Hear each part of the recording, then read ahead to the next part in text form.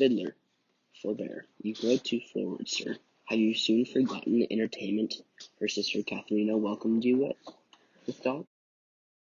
Quarrelsome teacher, this lady is the queen of heavenly harmony. Therefore, allow me to claim her attention first, and after we have spent an hour on music, you can have equal time for your lecture. Ridiculous ass, you're not even educated enough to know why music was created. Wasn't it to refresh the mind of man after his studies and daily toil? Therefore, allow me to read philosophy with her, and then, when I am finished, indulge in your harmony. Sir, you go too far. I will not stand for it. Gentlemen, it seems to me you're both out of line to be laying down the law about things that are already up to me. I am not schoolboy, and I won't be detected to waste hours and schedules.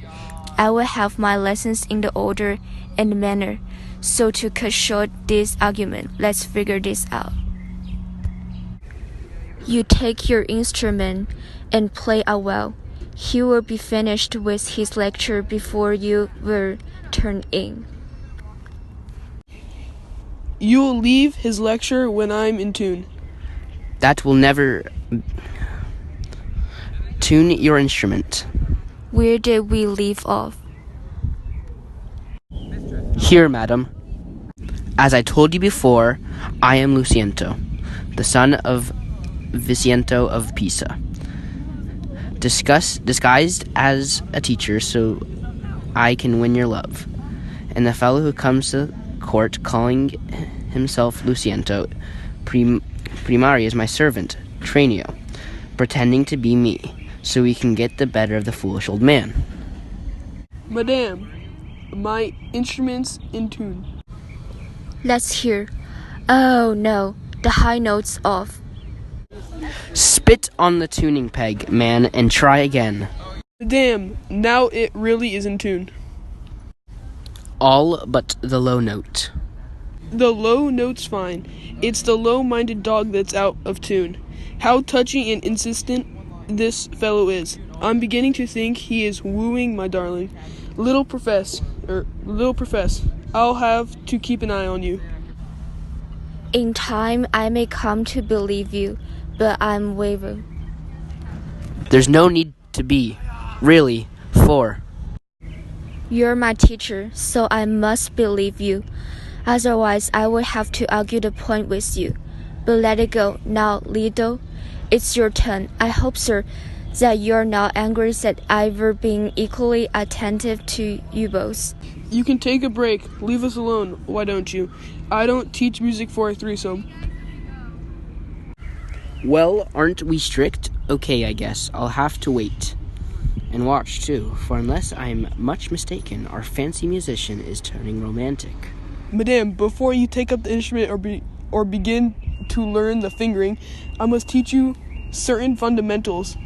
To help you remember the scales, I've come up with a little trick, more fun and effective than those that any of my colleagues use. Here, I've written it out. I think I know my scales by now. Well, read Hortensio's scale anyway. I am the scale, the basis of all harmony. I am here to argue for Hortensio's love. Bianca, take him for your husband. He loves you with all affection. I have one clip, but only two notice. Have pity on me, or I will die. You call this a scale? I don't like it. I don't go in for these new flanked muscles. I like doing things the old-fashioned way. A servant enters. Mistress, your father requests that you leave your books and come help decorate your sister's room. You know, tomorrow is her wedding day. Farewell to both of you. Dear teachers, I have to go. In that case, mistress, there's no reason for me to stay. Bianca, the servant, and Lucentio exit. It's for me to look more closely at this schoolmaster. He acts like a man in love, but if Bianca is so vulgar as to stop for any man that she sees, the hell with her. Whoever wants her can have her. The first time I catch her straying, it's over. End of story.